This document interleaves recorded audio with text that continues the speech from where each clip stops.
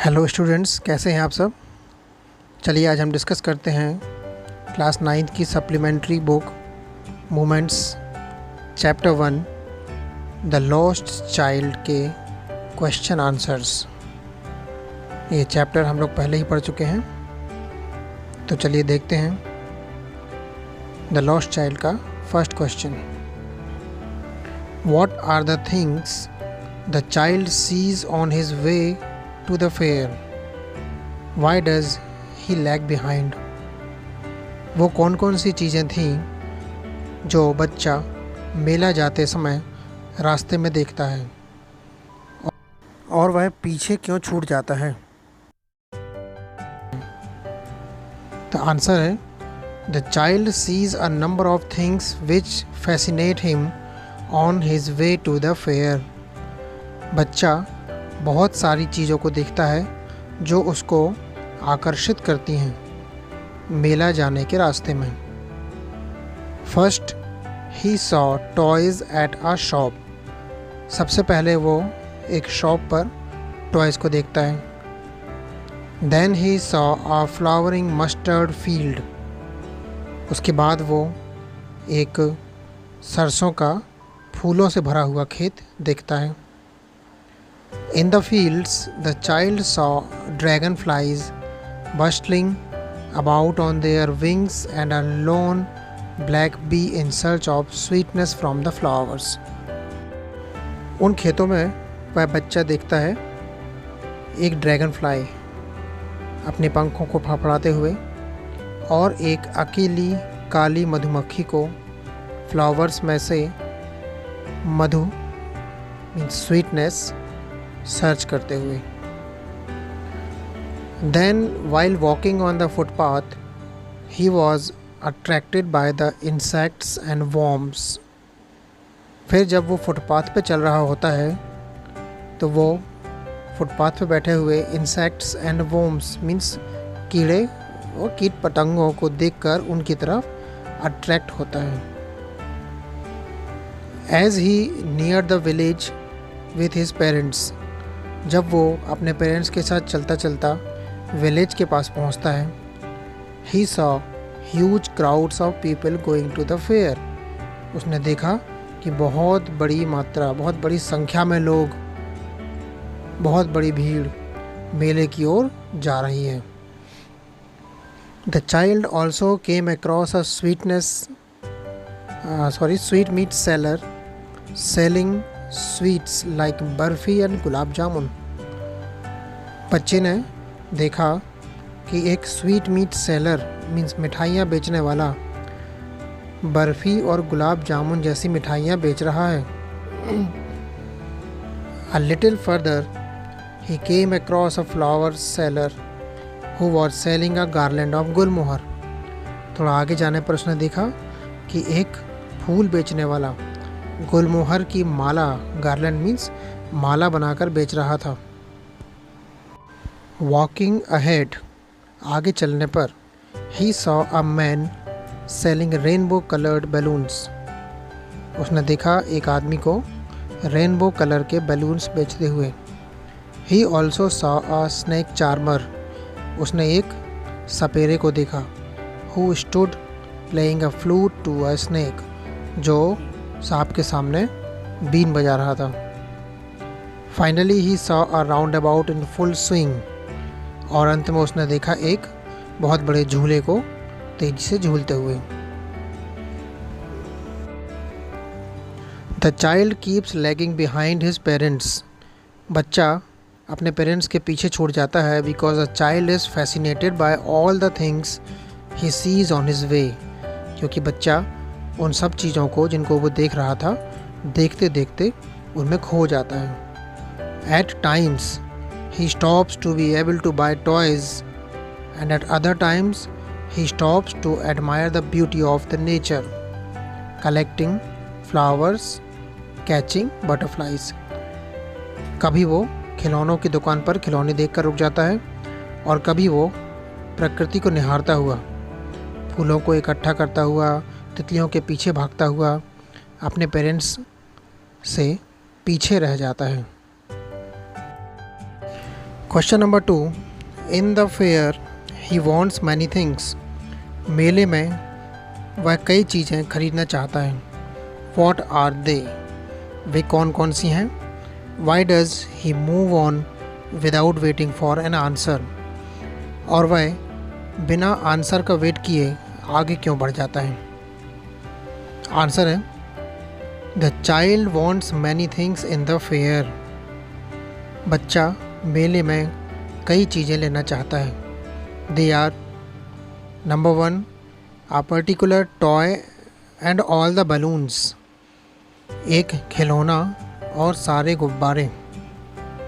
Number 2, barfi from the sweet meat seller, मिठाई बेचने वाले से वो बर्फ़ी लेना चाहता है। नंबर 3, गार्लैंड ऑफ गुलमोहर, गुलमोहर की माला। And number 4, a ride in the roundabout, बड़े वाले झूले में राइड करना। The boy moved on without waiting for an answer, वो लड़का बिना आंसर का वेट किए आगे बढ़ जाता है। Because he knew that his request would be denied at each step, क्योंकि वो जानता है कि उसकी रिक्वेस्ट को मना ही किया जाएगा। Question number 3, when does he realise that he has lost his way, उसे कब इस बात का एहसास होता है कि वो रास्ता भटक चुका है। How have his anxiety and insecurity been described, उसकी चिंता और असुरक्षा को कैसे डिस्क्राइब किया गया है। आंसर है he realises that he has lost his way on reaching the roundabout, उसे रियलाइज़ होता है कि वो राउंड अबाउट तक पहुंचने में अपना रास्ता खो चुका है। He stopped to observe it moving in full swing, वह खड़ा हो जाता है और उस झूले को तेज़ी से झूलता हुआ देखने लगता है। With man, women and children enjoying themselves on it, उसमें बैठे हुए लोगों को, विमेन को और चिल्ड्रन को एंजॉय करते हुए वो देखता रहता है। Watching them intently he turned to his parents to ask for permission to go on the round, but there was no reply from them. देखते देखते वो अपने पेरेंट्स की ओर मुड़ता है और उनसे परमिशन के लिए उनके पास जाता है कि उसको भी राउंड अबाउट में घूमने दिया जाए। But there was no reply from them, लेकिन उनकी ओर से कोई रिप्लाई नहीं आता। He turned to look for them, वह मुड़ के उनकी ओर देखता है। But they were not there, लेकिन वे तो वहाँ थे ही नहीं।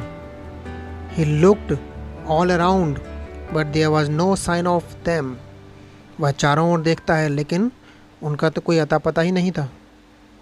अ full deep cry rose within his dry throat, उसके सूखे गले से अचानक चीख निकल जाती है। And with a sudden jerk of his body, और अपनी बॉडी को झटका देते हुए he ran from where he stood, वह जहाँ खड़ा था वहाँ से एकदम दौड़ने लगता है। Crying out in real fear, चिल्लाते हुए, रोते हुए। Mother, father, tears rolled down from his eyes, उसकी आंखों से आंसू बहने लगते हैं। Panic stricken he ran from one side to the other, चिल्लाते हुए, चीखते हुए वह एक स्थान से दूसरे स्थान की ओर दौड़ने लगता है। In all directions knowing not where to go, सभी जगह भागता है और उसको यह भी नहीं पता कि जाना कहाँ है। His yellow turban came untied and his clothes became muddy, उसकी पीली पगड़ी खुल जाती है और उसके कपड़े भी गंदे होने लगते हैं। Having run to and fro in a rage, he stood defeated, यहाँ वहाँ भागते भागते वह हार मानकर एक जगह खड़ा हो जाता है। His cries suppressed into sobs, और अभी तक जो वो चिल्ला चिल्ला के रो रहा था, अब वो चुपचाप खड़ा खड़ा सुबकने लगता है। Question number 4, why does the lost child loose interest in the things that he had wanted earlier? वह बच्चा जिन चीज़ों को पहले लेना चाहता था, बाद में उन चीज़ों से अपना इंटरेस्ट क्यों खो देता है? The answer is the lost child loses interest in the things that he had wanted earlier. जिन चीज़ों को बच्चा पहले से लेना चाहता था, अब उनमें उसका इंटरेस्ट नहीं है। Because he was panic stricken on being separated from his parents, क्योंकि अपने पेरेंट्स से दूर हो जाने की वजह से वो उदास हो चुका है, परेशान हो चुका है। All he wanted was to be united with them. अब बच्चा केवल एक ही चीज़ चाहता है, और वो है अपने पेरेंट्स से मिल जाना। All the things that attracted him in the fair no longer tempted him. हर वो चीज़ जो उसको पहले अट्रैक्ट कर रही थी, अब उसको और ज़्यादा नहीं ललचा पा रही थी। And now the only thing that narrator was finding was his parents. अब केवल एक ही चीज़ थी जो उसके लिए मैटर रखी थी, वो थी उसके पेरेंट्स का मिल जाना। Question number 5, what do you think happens in the end?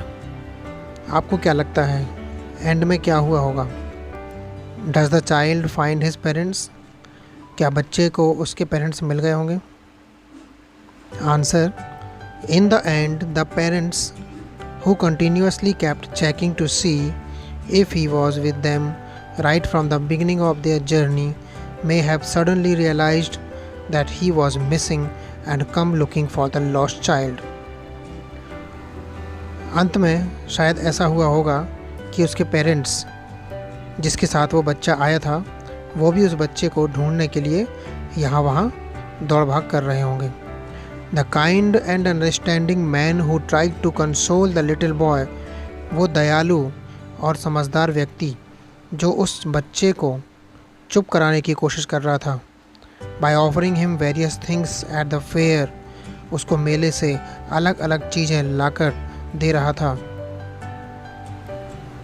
May have also asked him for some description of his parents, शायद उसने भी उस बच्चे से उसके पेरेंट्स के बारे में जानकारी ली होगी। And helped him to be reunited with them, और उसको उसके पेरेंट्स से मिला दिया होगा। उम्मीद है ये वीडियो आपको क्वेश्चन आंसर्स याद करने में काफ़ी हेल्पफुल साबित होगा।